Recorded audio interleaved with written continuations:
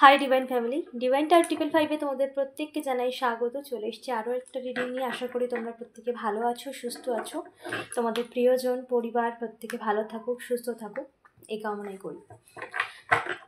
চলো চলে এসেছি আরও একটা রিডিং নিয়ে তোমাদের জন্য। এটা জেনারেল রিডিং, কোনো জেন্ডার স্পেসিফিক পার্সন নয়। Male, female, husband, wife, girlfriend, boyfriend তোমরা প্রত্যেকেই দেখতে পারো।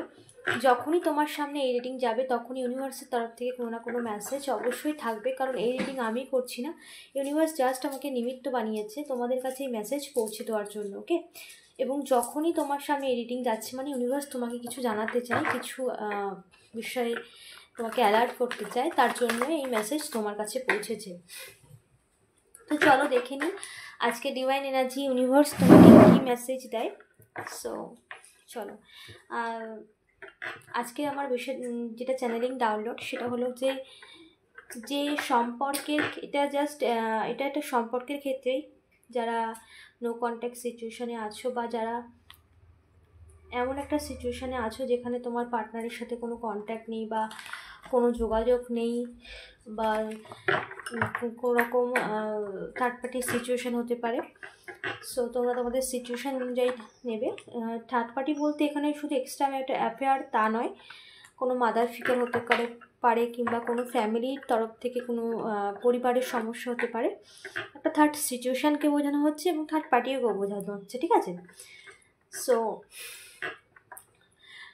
তা তোমরা তো অনেক অপেক্ষা করেছো, তোমরা অনেক পেশেন্স রেখেছো, ধৈর্য রেখেছো।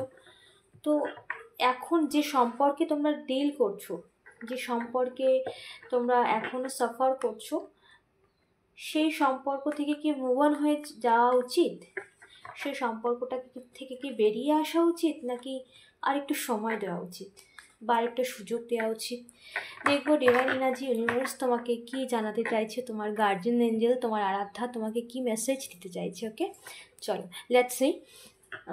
Thank you universe, thank you divine energy. আমার ভিউয়ার্স, আমার সাবস্ক্রাইবার যে ভিউয়ার্স রয়েছে, সে যেই সম্পর্কে ডিল করছে সেই সম্পর্কে এখন সেই সম্পর্ক থেকে কি বেরিয়ে যাওয়া উচিত বা কী করা উচিত, সেই সম্পর্কের বিষয়ে মুভ অন করা উচিত কি উচিত নয়, প্লিজ ডিভাইন এনার্জি গাইড করো আমার ভিউয়ার্স যে রয়েছে। Thank you so much divine energy, thank you so much. Okay, চলো।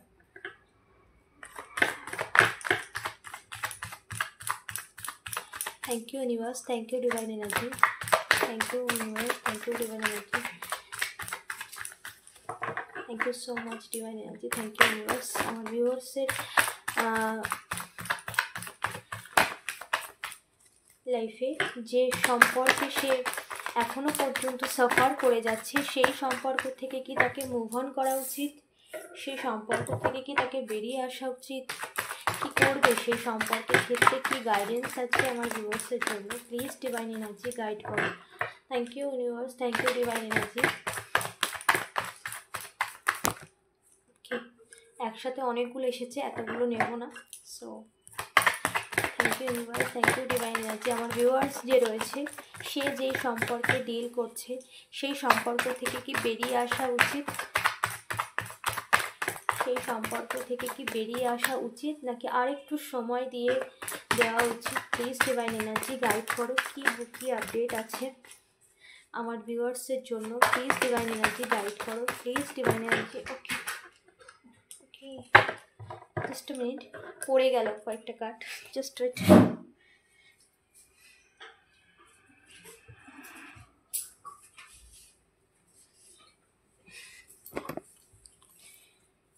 অনেকগুলো পড়ে গেছে, সো এতগুলো নেব না। ওকে,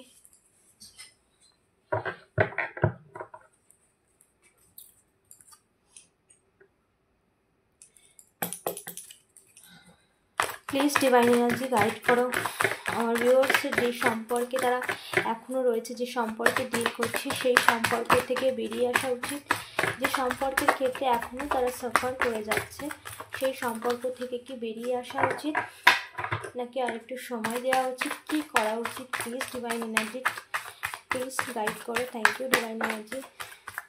ওকে,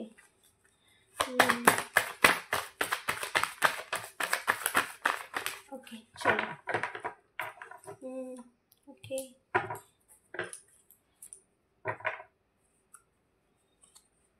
ওকে। ওকে।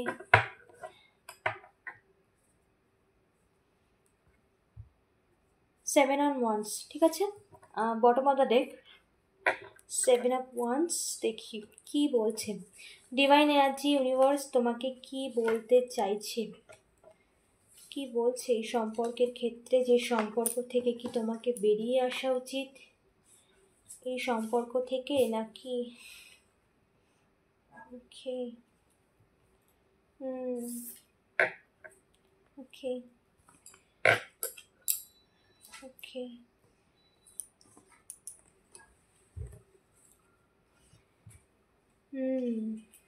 রিভার্স ছিল। ওকে,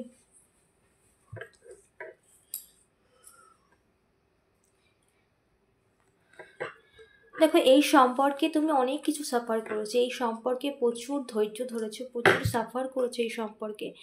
এই সম্পর্কের ক্ষেত্রে যে তুমি যে শুধুমাত্র মেন্টালিভাবে প্রবলেম ফেস করেছো তা না, ফিজিক্যালিও প্রচুর প্রবলেম ফেস করেছো। এমনকি তোমার জীবন,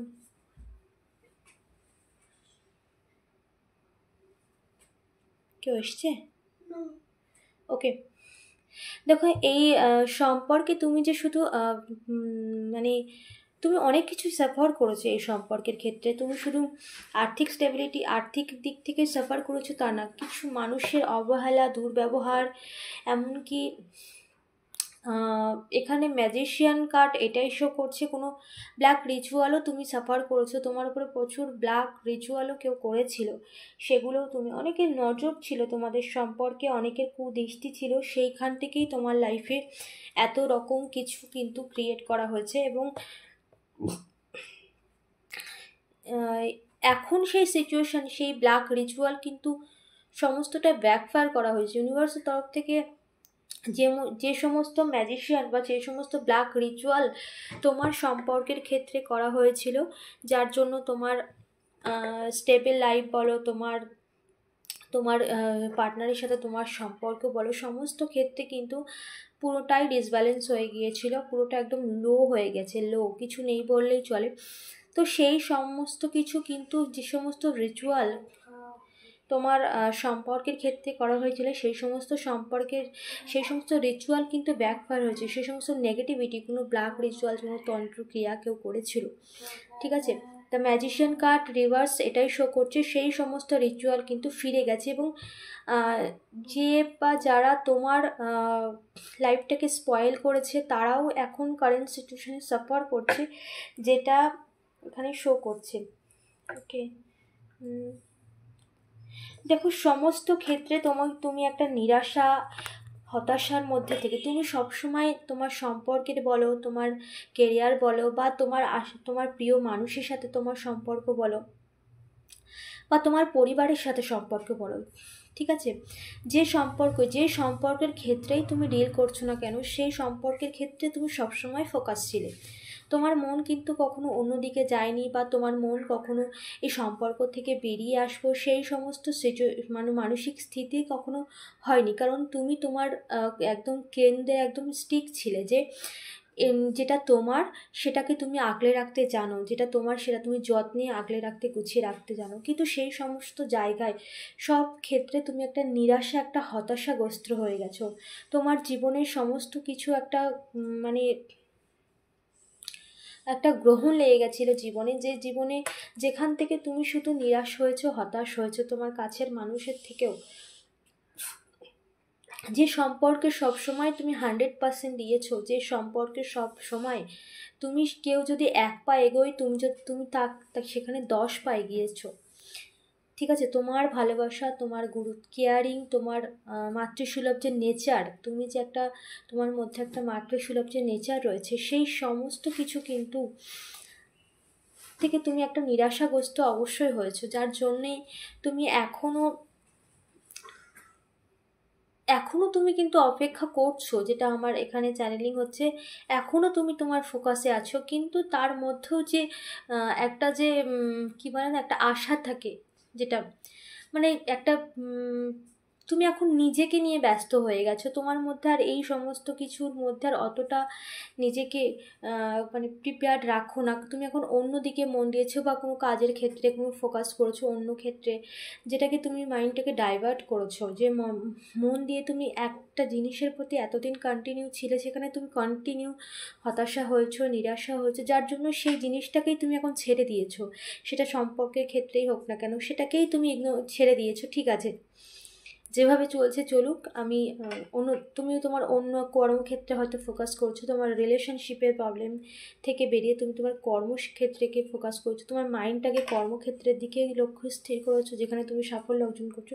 তো তুমি যে হতাশা, যে নিরাশাগ্রস্ত হয়েছো, যে সম্পর্কের ক্ষেত্রে তুমি একের পর এক দেওয়ার পরেও যে কিছুই পাওনি, তুমি শুধু একতরফা দিয়েই গেছো, সবাইকে একতরফা দিয়েই গেছো, সেটা পরিবার হোক, প্রিয়জন হোক, সমস্ত কিছু তুমি একাই, মানে সমস্ত কিছুর ক্ষেত্রে তুমি এগিয়েই সব কিছুতে। এবং তোমার মধ্যে যে মাতৃসুলভ ব্যাপার, তোমার যে মধ্যে যে স্নেহ পরায়ণ রয়েছে, স্নেহ যেটা মারা যেমন যত্ন করে কেয়ারিং করে আমাদেরকে সমস্ত কিছু করে, তুমিও কিন্তু তোমার কাছের মানুষ, প্রিয় মানুষদেরকে ঠিক এরকম যত্ন করেছিলে, কারণ তোমার নেচারটাই এটা। তুমি কখনো অন্যকে নিজেকে দিয়ে বিচার করো না, তুমি তোমার নেচার, তোমার মানসিকতাই এরকম যে এরকম করছে আমি ওরকম করবো, ওরকম মানসিকতার মানুষ তুমি নও। তুমি খুব মানে এঞ্জেলের মতো, মাতৃসুলভ ব্যাপার, তুমি পূর্বজন্মেও এরকমই ছিলে।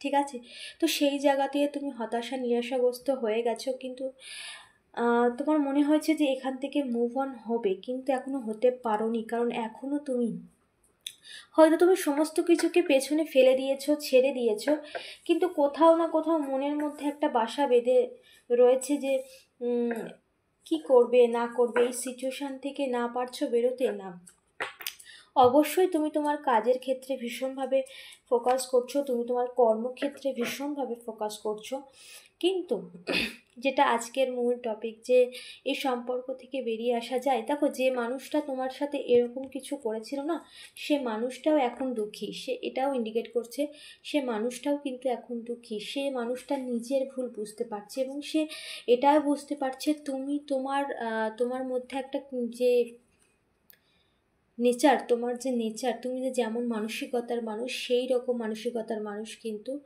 মানে সচরাচর সবার মধ্যে থাকে না। সেই মেন্টালিটি, সেই মানসিকতা, সেরকম একটা মাতৃসুলভ ব্যাপার কিন্তু সবার মধ্যে থাকে না। সেই মানুষটাও এটাও বুঝতে পারছে, তো তার মধ্যে কিন্তু একটা গিল্ট ফিল হচ্ছে। তোমার যে মানুষ, যে প্রিয় মানুষ, কাছের মানুষ, তার মধ্যেও কিন্তু একটা গিল্ট ফিল হচ্ছে।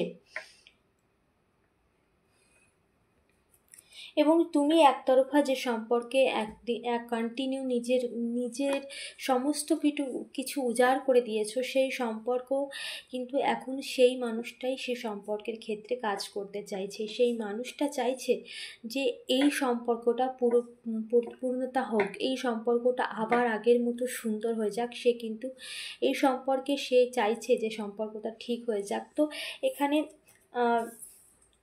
এখানে এটাই Ten of Cup, okay, the Sun, wow. Okay, এখানে কিন্তু পজিটিভ কার্ড এসেছে, যেখানে এটাই ইন্ডিকেশন করছে তোমার কিন্তু মুভ অন হওয়া উচিত নয়। এই সম্পর্ক ঠিক হয়ে যাবে। ইউনিভার্স তোমাকে এত মেসেজ, এত গাইডেন্স তোমাকে এমনি দিচ্ছে না। ইউনিভার্স তোমাকে বলছে তোমার লাইফে যা কিছু প্রবলেম হচ্ছে সমস্ত কিছু ঠিক হয়ে যাবে, একটা হ্যাপি লাইফ তোমরা লিড করবে।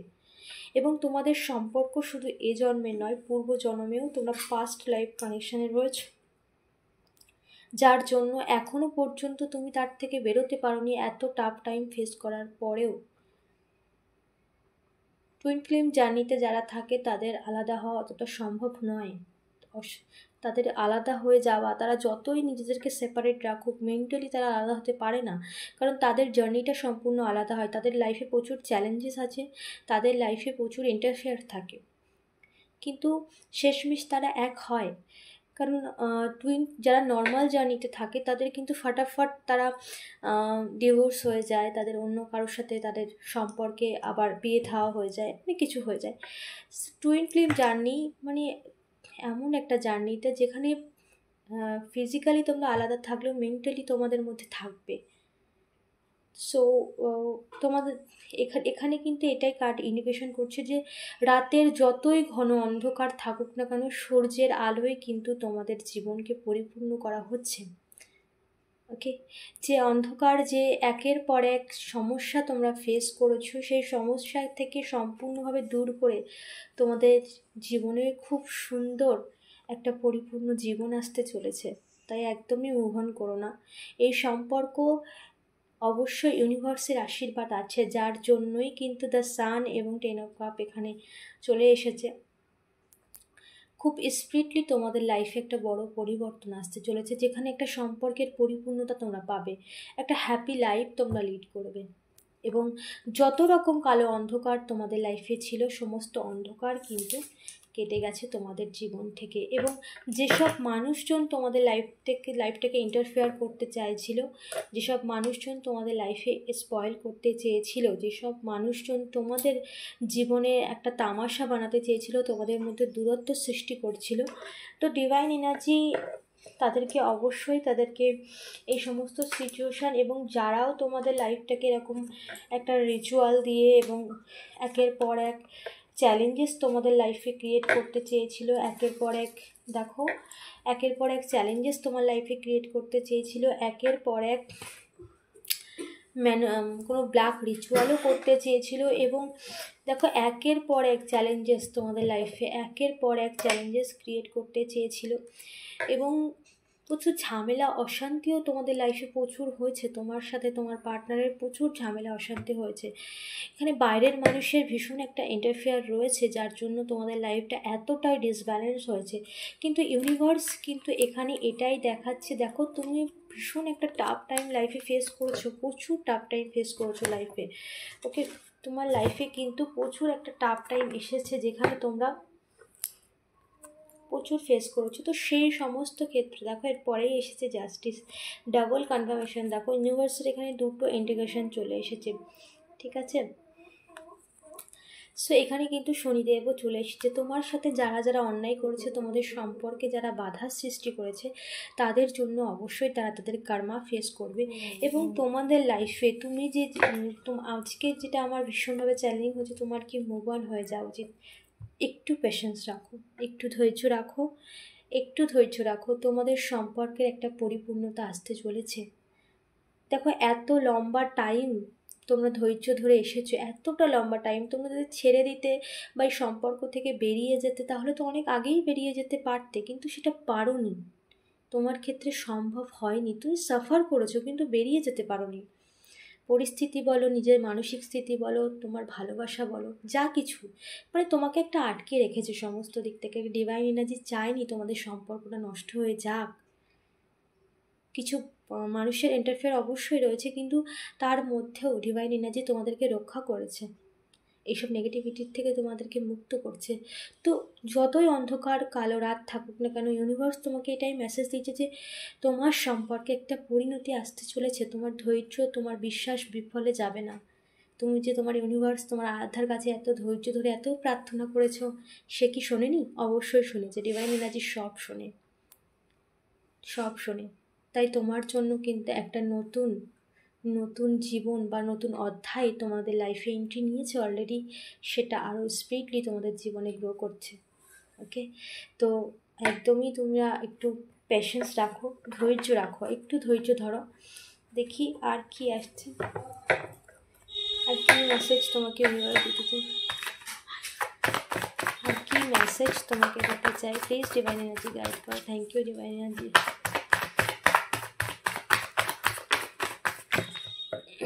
মাই গড, অনেকগুলো চলে এসেছে, এতগুলো একসাথে নেব না।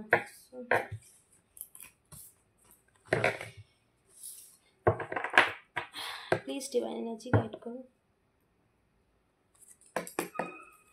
Thank you so much universe, thank you divine energy.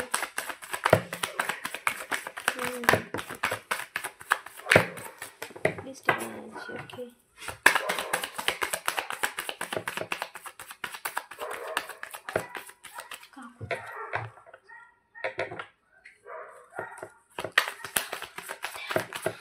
কিছু এঞ্জেলিক মেসেজও দেখবো, এঞ্জেল মেসেজ। ওকে, দেখো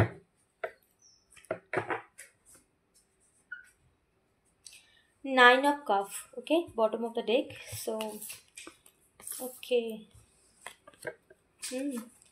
দেখো এখানে কিন্তু কোনো ফিমেল এনার্জি স্ট্রংলি দেখাচ্ছে, যে ভীষণ একটা পাওয়ারফুল পজিশনে ছিল, এবং সেই পাওয়ারফুল পজিশন বলো, সেই পাওয়ারফুল পজিশন বলো এবং সেই ক্ষমতার বলে তোমার লাইফে প্রচুর ইন্টারফেয়ার করেছে, কিন্তু সেই সমস্ত কিছু রিভার্সে গেছে।